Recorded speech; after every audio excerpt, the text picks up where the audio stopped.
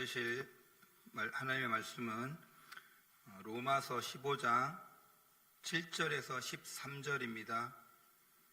제가 가진 성경으로 신약 성경 260쪽입니다. 봉독해 올리겠습니다. 그러므로 그리스도께서 우리를 받아 하나님께 영광을 돌리심과 같이 너희도 서로 받으라. 내가 말하노니 그리스도께서 하나님의 진실하심을 위하여 할례의 추종자가 되셨으니 이는 조상들에게 주신 약속을 견고하게 하시고 이방인들도 그 긍휼하심으로 말미암아 하나님께 영광을 돌리게 하려 하심이라. 기록된 바 그러므로 내가 열방 중에서 주께 감사하고 주의 이름을 찬송하리로다 함과 같으니라. 또 이르되 열방들아 주의 백성과 함께 즐거워하라 하였으며 또 모든 열방들아 주를 찬양하며 모든 백성들아 그를 찬송하라 하였으며 또 이사야가 이르되 이새의 뿔이 곧 열방을 다스리기 위하여 일어나시는 이가 있으리니 열방이 그에게 소망을 두리라 하였느니라. 소망의 하나님이 모든 기쁨과 평강을 믿음 안에서 너희에게 충만하게 하사 성령의 능력으로 소망이 넘치게 하시기를 원하노라. 아멘. 열방들이 주를 즐거워하게 하라 라는 주제로 담임 목사님 말씀 전하시겠습니다.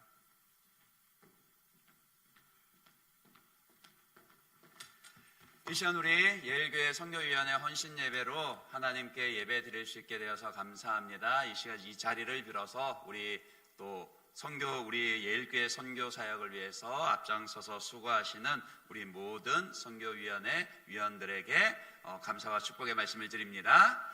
이 예배 시간이 우리 모든 선교위원들 뿐만이 아니라 또 함께 예배 드리는 모든 우리 성도님들이 다시 한 번 더 선교에 대해서 결단을 하고 또 헌신을 다짐하는 그런 은혜가 있기를 주님의 이름으로 축복합니다.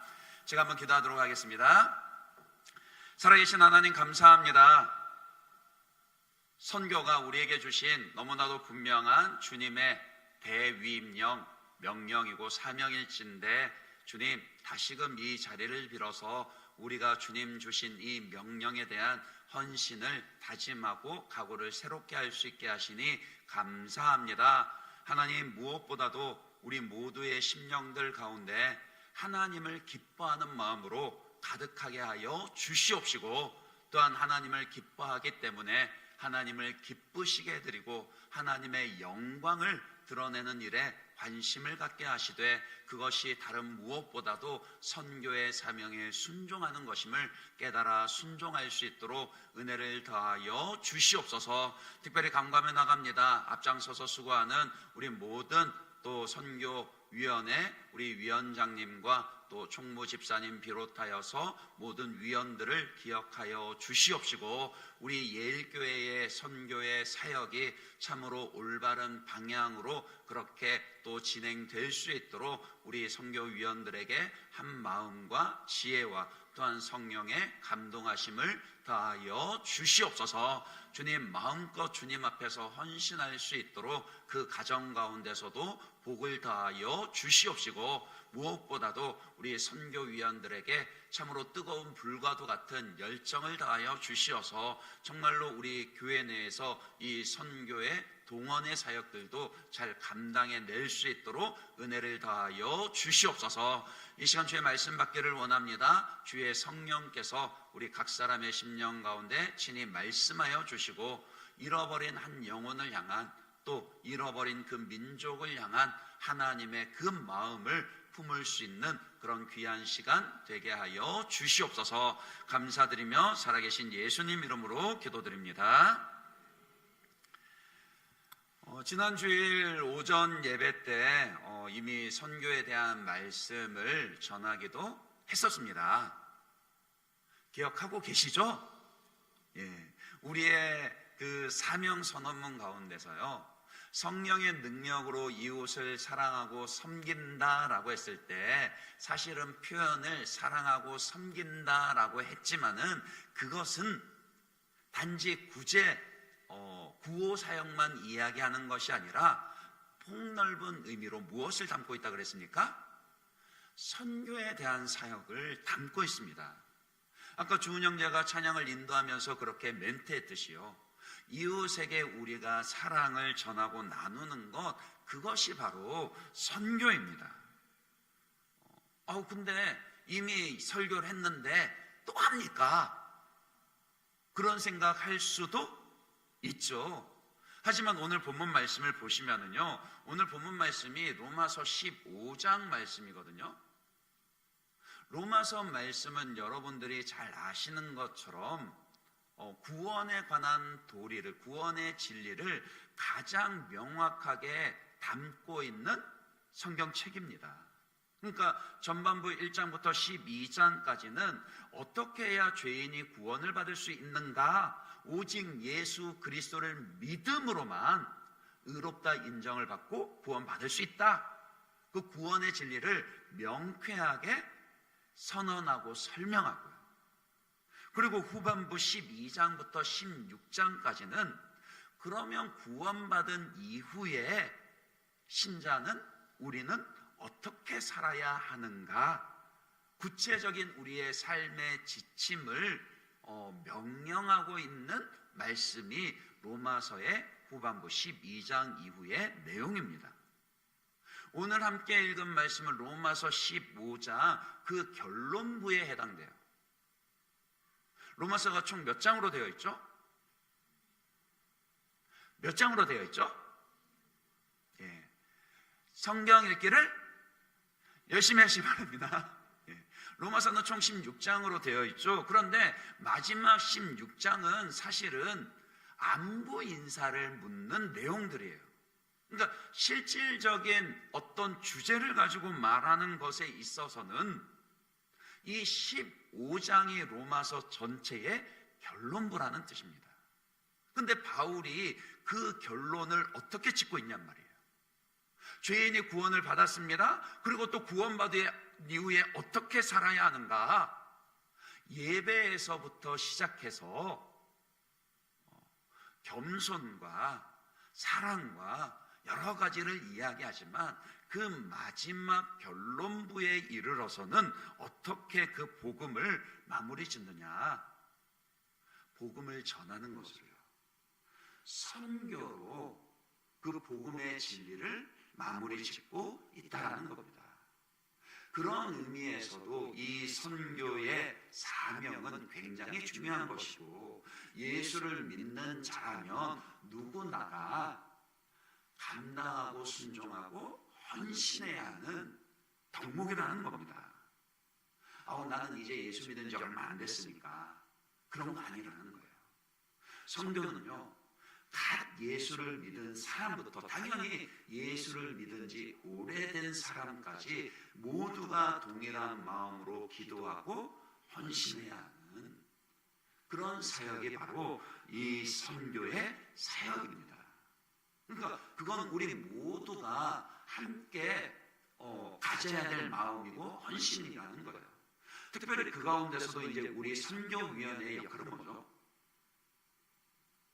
이제 교회의, 우리 예일교회의 선교 사역이 구체적으로 어떤 방향으로 사역이 진행되어야 하는지, 이 사역이 제대로 진행이 되는지를 점검하면서 어떻게 하면 더 이 사역을 확장해 나갈 수 있을 것인지, 그것을 앞서서 수고하시는 거예요. 솔직히 말씀을 드리면은요, 그렇잖아요. 복음 들고 낯선 타문화권에 선교사님들 나가 계시니까 그 수고와 헌신에 대해서는 함부로 평가하거나 누구도 부인할 수 없습니다만은, 근데 이것도 역시 사람을 통해서 하는 일인지라 개중에 보면은 참으로 우리가 보내는 그런 기도의 후원과 또 물질의 후원들이 제대로 사용되지 않는 경우들도 있거든요. 물론 저도 그렇게 되지 않도록 우리가 후원하는 교회들과 기관들과 그리고 선교사님들을 부지런히 살펴야 하지만, 또 그거를 혼자서 하기는 감당할 수가 없는 거잖아요. 그렇기 때문에 우리 선교위원들이 그 점을 기억하시고 감당을 해 주셔야 됩니다. 선교지 방문은 담임 목사가 하는 거 아니에요. 저는 강단을 지켜야죠. 뭐 그렇다고 해서 안 가겠다 이런 말이 아니라 그 책임은 누가 져주셔야 되는 거예요? 우리 선교위원회가 져주셔야 되는 겁니다.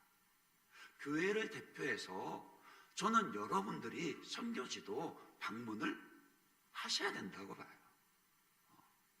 그리고 뿐만이 아니라 우리 예일교회의 선교 사역이 보다 더 확장되도록 인적으로나 물질적으로나 선교를 동원하는 사역에도 힘을 쏟아 주셔야 됩니다. 당연히 아까 말씀드렸듯이 모든 성도들이 선교에 관심을 가지고 함께 헌신을 해야 돼요. 그러나 누군가가 앞장서서 깃발을 흔들어 줄 사람이 필요하거든요. 그러니까 어떻게 하면 우리 예일교회에서 모든 성도들이 동일한 마음으로 한 마음으로 이 선교 사역에 헌신할 것인가? 그런 말하자면은 사역 계획들도요. 그러니까 예를 들면은 작년에는 우리 청년부가 단기 선교 여행을 다녀왔습니다만은 어떻게 하면은 우리 다음 세대 가운데 선교 사역들을 선교 인원들을 동원할 것인가? 뭐 예를 들면 한 해는 청년부가 가면 그 다음에는 중고등부를 보낸다라든지 그런 기획들요. 그러니까 지금 사실은 우리 교회가 신학대학원도 후원을 하고 있습니다만은 몇 번 언급을 해드렸죠. 아시죠? 목사 된다는 친구들이 없대요. 국내의 목회 사역에 헌신하는 그런 젊은이들도 줄어드는데 선교사로 헌신하는 젊은이들은 더 말할 것도 없죠. 그런 선교사를 후원하는 것뿐만이 아니라 동원하고 발굴해내는 것 역시도 누가 감당해야 될 사역입니까? 교회가 감당해야 될 사역입니다. 우리 모두가 감당해야 될 사역이라고요. 우리의 다음 세대, 우리 청년부와 우리 중고등부와 우리 초등부와 우리 유치부를 위해서 기도하실 때 하나님, 우리의 다음 세대, 우리의 자녀들이 다음 세대 주의 교회와 다음 세대 세계 선교를 감당할 수 있는 그런 일꾼들이 많이 배출되게 해주십시오. 그렇게 온 성도들이 기도해야 하고요. 또 실질적으로 그런 인원들이 동원될 수 있도록 그런 의미에서 우리 청년들에게 이런 도전도 드리고 싶어요. 여러분들의 젊음의 11조를 그 시간을 하나님 앞에 드려보십시오. 여러분들이 젊은 날을 20년이라 치고 1년의 시간을 2년의 시간을 주님의 교회와 선교 사역을 위해서 헌신하는 것도 의미가 있습니다. 아우 목사님 그렇게 하면은 언제 취직하고 언제 시집장가 가죠? 아니요. 그래도 잘만 갑디다. 그러니까 너무 그거 걱정하지 마시고요. 정말로 하나님의 부르심이 여러분의 젊음을 어떻게 더 가치 있게 하나님께 드릴 것인가를 놓고 기도하셔야 합니다. 그리고 온 교회는 그런 것에 대해서 관심을 가지시고 동원을 해야 하는 것이죠. 그러니까 오늘 말씀도 그런 말씀이에요. 다시 한 번 더 우리가 왜 이 선교 사역에 헌신해야 하는가, 왜 관심을 가져야 하는가, 그 이유를 밝혀주고 있습니다. 현실적으로 코로나 이후로 선교 사역이 많이 위축되었다 그러거든요.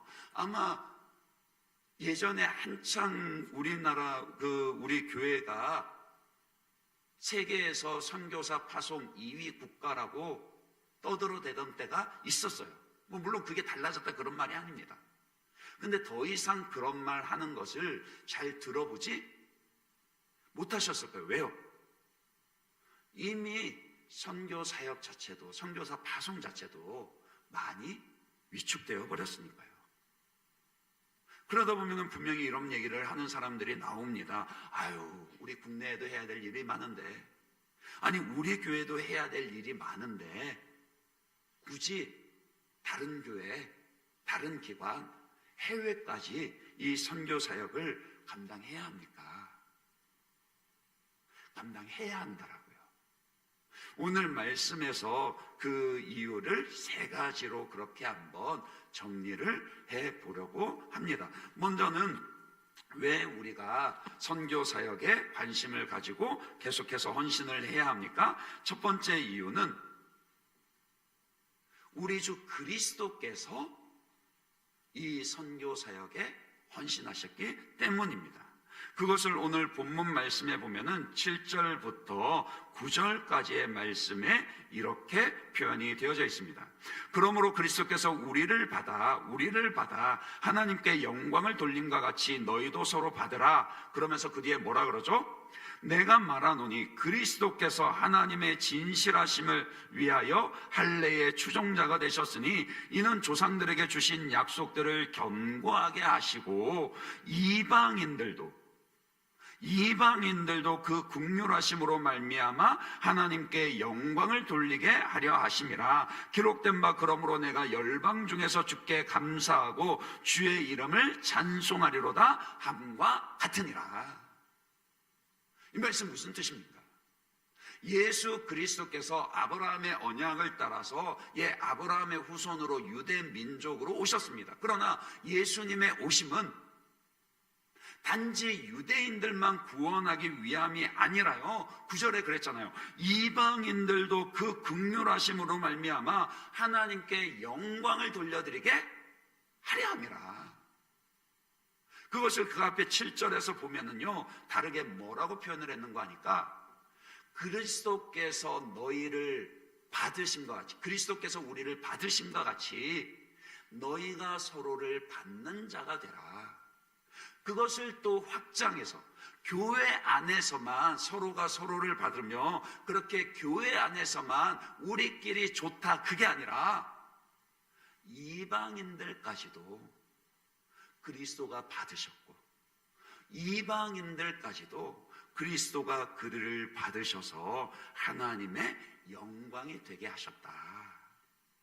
그 얘기를 하고 있는 겁니다. 그러니까 우리가 왜 선교를 해야 되느냐? 우리의 믿음의 주인이신 예수님이 아직까지 복음을 알지 못하는 그들을 받으셨다라고요. 어떤 사람이 믿음이 강한 사람입니까? 이 로마서 15장에 보면은 믿음이 강한 자에 대해서 이야기를 하는데, 우리는 보통 믿음이 강한 믿음이라 하면은 어떤 모습을 먼저 떠올리나요? 뭔가 은사와 능력을 많이 행하거나, 그러니까 기도하면 막 병자들이 병이 나고 벌떡벌떡 일어나거나, 아니면 세상과 싸워서 이겨내는 그런 강함, 다시 말해서 믿음을 가진 나의 탁월함을 증명하는 것을 가지고 강한 믿음이라 그렇게 생각하기가 쉽습니다. 그런데 이 로마서 15장을 보면요, 바울은 전혀 다른 차원에서 얘기해요. 강한 믿음의 사람이 어떤 사람이라고요? 나와 다른 사람, 특별히 나보다 믿음이 연약한 사람을 받아줄 수 있는 사람이요. 그 사람이 진짜 믿음이 강한 사람이라고요. 오해는 하지 마십시오. 받아준다고 해서 죄 짓는 모습까지도 그대로 용납하고 받아준다, 그런 뜻이 아니에요. 그리스도께서 우리를 받으시면 어떻게 받으신 거죠? 우리 죄를 대신해서 십자가에 못 박혀 죽으셨을 뿐만이 아니라 우리로 하여금 하나님의 자녀로 거룩하게 하심으로 우리를 받으셨습니다. 그와 같이 우리도 우리의 이웃에게, 해외에 있는 그런 복음을 전해야 할 자들에게 복음을 전하며 그들도 예수를 믿고 거룩한 하나님의 자녀들이 될 수 있도록 기다리고 기도하고 후원을 아끼지 않는 것이 무엇이라고요? 강한 믿음이라고요. 그것이 강한 믿음입니다. 우리 예일교회가 강한 믿음의 교회가 되기를 원하십니까? 그렇다면 우리 교회가 하나님이 명령하신 이 선교의 사역에 헌신하는 그런 교회가 되어야 합니다. 예수님이 죄인된 나를 받으시고 거룩한 하나님의 자녀가 되게 하신 것처럼 이제 우리가 주님의 손이 되어서 믿지 않는 자들을 위해 기도하며 그들에게 가까이에는 직접 우리가 복음을 전할 뿐만이 아니라 멀리 해외에 있는 우리를 대표하여 나가 계신 그 선교사님들을 위해 기도하고 후원함으로 말미암아 그렇게 우리가 그 이방인들도 받아야 한다라고요. 그들을 받아서 그들도 예수를 믿고 구원받아 하나님의 영광이 되게 해야 합니다. 그리고 또 우리가 선교를 해야 하는 이유가 무엇이죠? 오늘 말씀에 나타난 두 번째 이유는 하나님이 처음부터 그렇게 명령을 하셨기 때문입니다. 10절 말씀부터 볼까요? 10절, 11절 말씀 같이 한번 읽어보겠습니다. 오늘 본문 10절, 11절 같이 읽습니다. 시작! 또 이르시되 열방아 주의 백성과 함께 즐거워하라 하였으며 또 모든 열방들아 주를 찬양하며 모든 백성들아 그를 찬송하라 하였으며. 보세요. 하나님의 명령입니다. 하나님이 누구를 향해서 명령합니까? 열방을 향해서 명령을 하고 계십니다. 10절에 또 이르시되 열방들아 주의 백성과 함께 즐거워하라 그랬습니다. 이 말씀은 신명기 32장 43절 말씀을 인용한 거예요. 신명기 말씀이 언제 주어진 거죠? 이스라엘 백성들을 출애굽으로 구원해서 하나님의 택하신 민족으로 삼으시고 이 땅 가운데 하나님의 그 나라를 가시적으로 세울 때 처음으로 주신 율법이 신명기입니다. 물론 그 앞에 시내산 출애굽기 계명이 있습니다마는 이 신명기 율법을 받고서 가나안 땅에 들어가서 가시적인 하나님의 나라를, 이스라엘 나라를 세웠다고요. 그런데 그런 이스라엘 나라를 위한 율법을 선포하실 때 그때 처음부터 하나님이 뭐라 그러셨다고요? 열방들아 주의 백성과 함께 즐거워하라. 모든 열방들아 주를 찬양하며 모든 백성들아 그를 찬송하라. 그러니까 열방들로 하여금 하나님을 기뻐하고 하나님을 찬송하게 하는 것이 주님의 하나님의 명령입니다. 그 명령을 수행하게 하는 것은 누가 해야 되는 거죠? 누가 해야 되죠? 구약으로 치면 이스라엘 백성들이 해야 하는 것이고 신약은 주님의 몸된 교회로 부르심을 받은 저와 여러분들이 이 사명을 감당해야 합니다. 제사장 나라로 부름을 받은 이스라엘 백성들이 그 가나안 땅에서 애굽을 향해서 모든 열방들아 오직 여호와 하나님을 기뻐하고 하나님을 찬양하며 하나님께 영광을 돌려드리라. 그렇게 복음을 선포하며 그들로 하여금 하나님을 기뻐하게 만들어야만 했던 것처럼 오늘날에는요, 저와 여러분이 하나님을 알지 못하는 이웃들이, 하나님을 알지 못하는 해외에 믿지 않는 자들이 하나님을 기뻐하게끔 만들어야 하는 거라고요. 특별히 주님께서 열방들아 주의 백성들과 함께 즐거워하라 이렇게 명령하시는 까닭이 있습니다.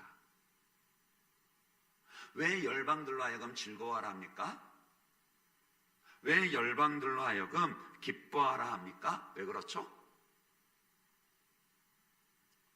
죄인이 구원을 받고 하나님을 기뻐하는 것이야말로 가장 크게 하나님의 영광을 드러내는 것이기 때문입니다. 우리가 하나님의 기쁨이 되는 교회가 되기를 원했다 그랬잖아요. 여러분 가운데 그런 열망이 있으십니까? 주여. 하나님 사랑하십니까? 하나님 기뻐하십니까? 예.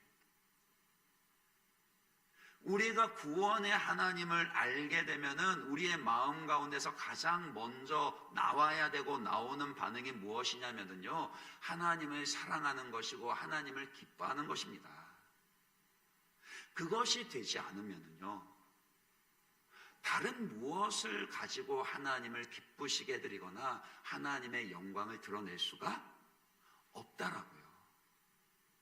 그러니까 모든 사역의 근간이 하나님을 기뻐하는 것입니다. 하나님을 사랑하는 것입니다. 하나님을 사랑하기 때문에 예배를 드리는 것이고요. 하나님을 사랑하기 때문에 양육도 받는 것이고요. 하나님을 사랑하기 때문에 선교도 하는 것이고요. 하나님을 사랑하는 하기 때문에 전도도 하는 것입니다. 구제의 사역도 마찬가지예요. 그렇다면은 우리가 하나님을 기뻐하는 것은 당연한 것이고요. 우리만 하나님을 기뻐하고 만족하고 하나님의 영광을 드러낼 것이 아니라 우리의 이웃들도요, 아직 예수 믿지 아니하는 자들도요, 해외에 믿지 않는 자들도, 그들도 하나님을 알고 하나님을 기뻐할 수 있도록 우리가 이 선교의 사역에 헌신해야 한다라는 것입니다. 특별히 열방이 주를 기뻐하게 하라 했습니다. 이 사명 가지고 우리를 대표해서 선교사님들이 나가 계시죠. 그런데 선교 사역은 선교사님들만 감당할 수 있나요? 그렇지 않습니다. 앞서 우리 장로님 소개해 주신 이제 올해부터 후원하는 선교사님들 기도 제목이 있었는데, 아까 사진 보셨는지 모르겠습니다만은 세부에 배태영 선교사님, 노정희 선교사님 계시거든요. 지난 가을이죠. 여름, 늦여름에 가을에 태풍이, 아세요? 그때 세부의 필리핀에 엄청난 태풍이 불었다는 거 아세요? 인명피해, 재산피해가 엄청났습니다. 배태영 노정희 선교사님이 학교 사역을 하고 계시거든요. 이제 원래 먼저 세부의 선교사로 나가 계셨던 분은 노정희 선교사님이세요. 간호사 출신이고 미혼의 싱글 선교사로 세부에서도 가장 우범 지역에 그렇게 나가서 처음에는 간호사역부터 해서 유치원 아이들, 유치원 가르치는 사역을 시작하셨거든요. 그러다가 이제 사역이 점점 확장되면서 유치원에서 초등학교, 지금은 제가 알기로는 중등 과정까지 그렇게 학교 사역을 아주 견실하게 잘 하고 계십니다. 왜 예전에 제가 퍼뜩 생각이 나진 않는데 로마 캐톨릭에서 신부님 가운데 아프리카에서 울지마, 그죠? 신부님 계시잖아요. 신부님, 이태석 신부님 기념해서 기념상을 만들었는데, 이후에 최초로 상을 받으신 분이 필리핀 세부의 노정희 선교사님이세요. 그러니까 신불로 오랫동안 귀한 사역을 감당해 오셨거든요. 그러다가 나중에 올드 있으셨는데 배태영 선교사님이 이제 나중에 이제 좀 방황을 하시다가 회심하시고 그렇게 노정희 선교사님을 만나서 결혼을 하신 거예요. 의사십니다. 그렇게 결혼을 하셔서 지금은 두 분이 함께 부부로 그렇게 학교 사역을 하고 계세요. 근데 지난 태풍 불 때 다른 주변의 집들과 마찬가지로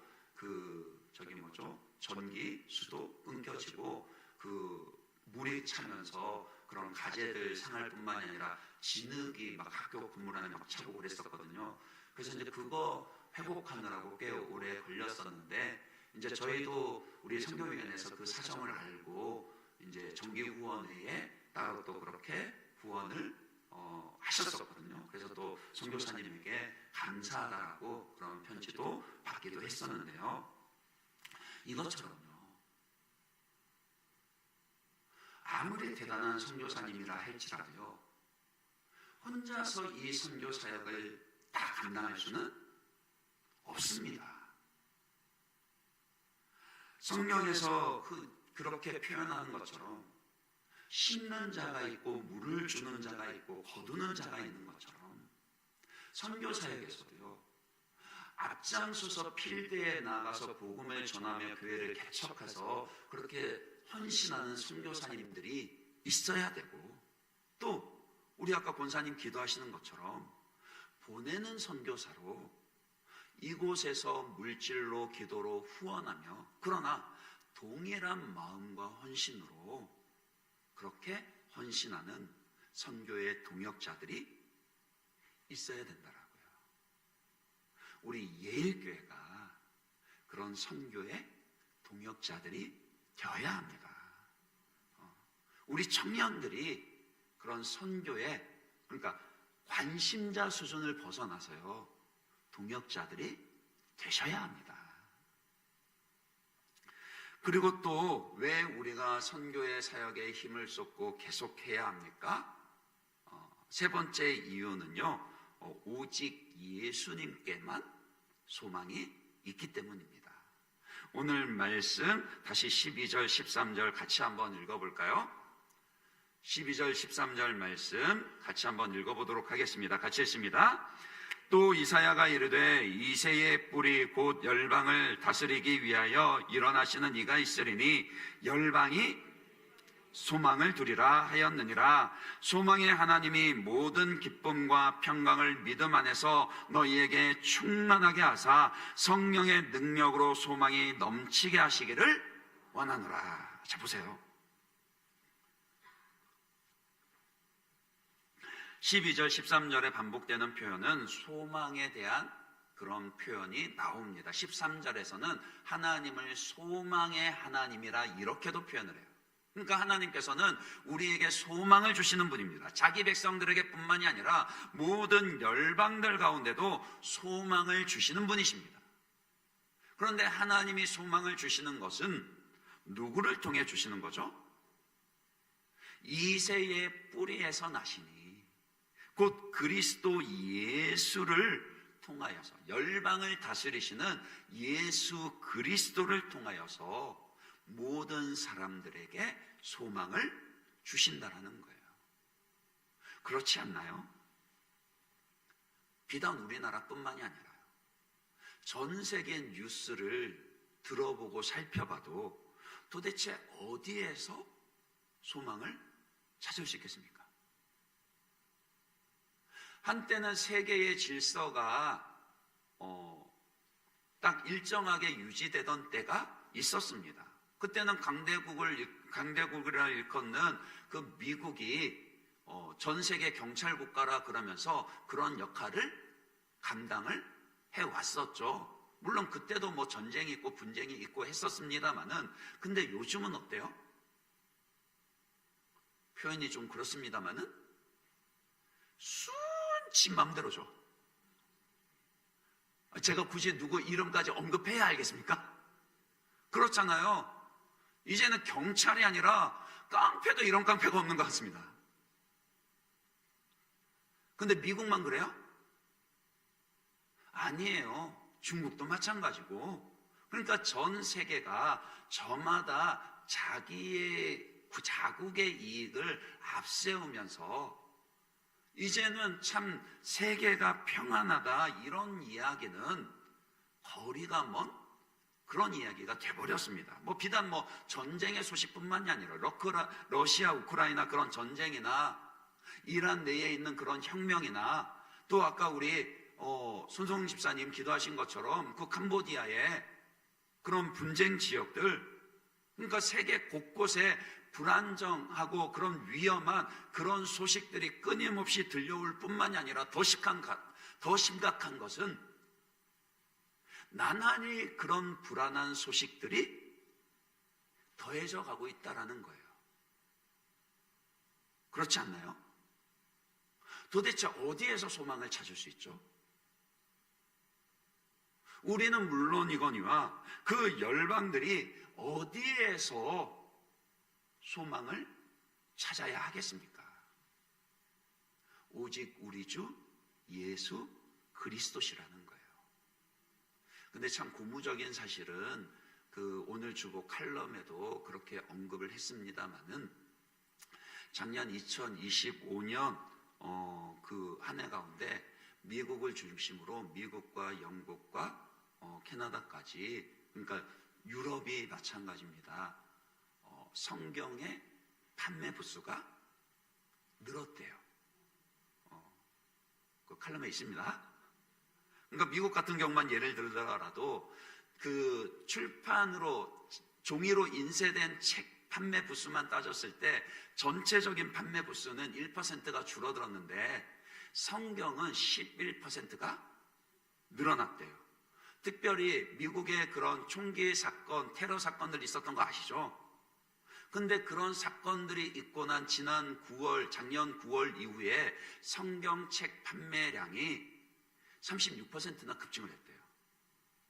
근데 이게 단순히 일시적인 현상이라고 치부할 수 없는 이유가 뭐냐면은 소위 말하는 그 Z세대, MZ세대가 영적인 것에 관심을 갖고 신앙에 관심을 갖고 돌이키기 시작했다라는 겁니다. 그들이 성경 말씀을 읽기 시작했고 그들이 자기의 신앙을 SNS라든지 여러 가지 그런 그 플랫폼으로 그렇게 나누는 것을 관심을 갖기 시작했다라는 거예요. 불과 얼마 전까지만 하더라도 리차드 도킨스 하면은 신무신론주의자라 해가지고 굉장히 기독교에 대해서 공격적인 그런 사람이었습니다. 제가 이 리처드 도킨스에 대해서는 개별적으로 좀 더 확인을 해보지는 못했습니다만은 그 신문 기사에서는 그래요. 그렇게 안티 기독교로 기독교를 공격해 대던 그런 지식인들조차도 이제는 회심하는 그런 일들이 있더라고요. 아마 청년들 가운데 조던 피터슨 이름은 들어보셨죠? 조던 피터슨이라고 있습니다. 예.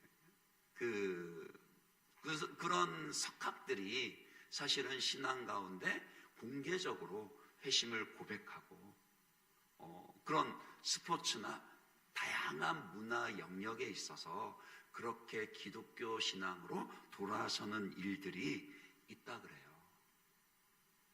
그러니까 그게 무슨 말입니까? 세상은 날이 갈수록 불안해져가고 소란스러워 가는데 그러다 보니까 사람들이 참 어디에서 소망을 두어야 하는지 점점 더 찾고 있다라는 겁니다. 누가 이 불안한 세상 가운데 참된 소망을 줄 수 있죠? 오직 예수 그리스도요. 그것은 우리나라도 마찬가지입니다.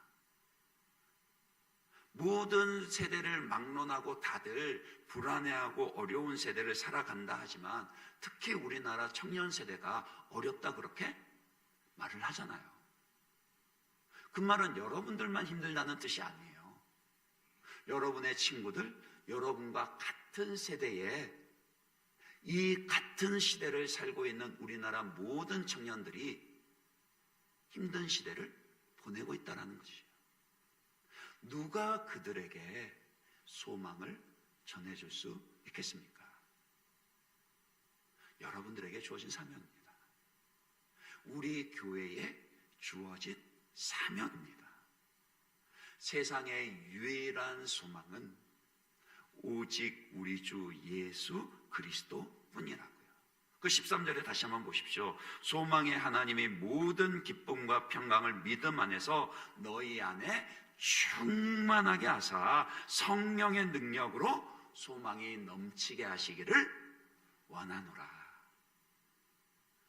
이 기도가 선교의 기도입니다.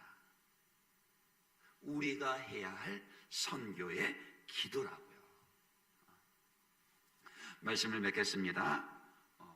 아마 여러분들이 신앙생활하면서 선교 사역에 대한 강조는 이미 익히 수도 없이 들어오셨을 겁니다.